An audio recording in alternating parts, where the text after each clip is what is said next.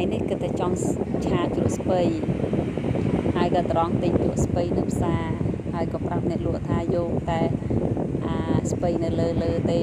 ស្ពៃនៅលើគឺស្ងួតពេលស្ពៃនៅក្រោមត្រាំ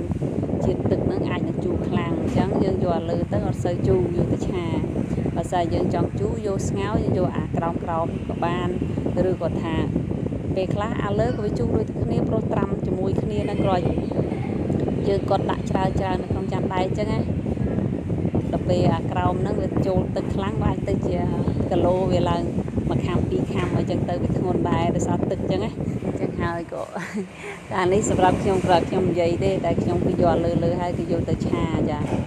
ហើយក៏ឃើញប្រហិតធ្វើនៅខ្មែរយើងប្រហិតសាច់គោបងប្អូនមូលដុំហ្នឹងក៏ទិញ3ថង់ដើម្បីយកទៅបំពងហើយយើងរបៀបថាយើងឆាទឹកជូរអែមចឹងទៅក៏ជាលក់ទៅប៉ុន្តែអត់ទាន់គិតបានទេប៉ុន្តែក៏ទិញទៅឃើញល្អពេកក៏យកទៅមិនដឹងជាបំពងជាមួយនឹងគ្រឿងក្លុកមិនដឹងជាយកទៅជាលក់គ្រឿងឆាទេឥឡូវឃើញបន្លែស្រស់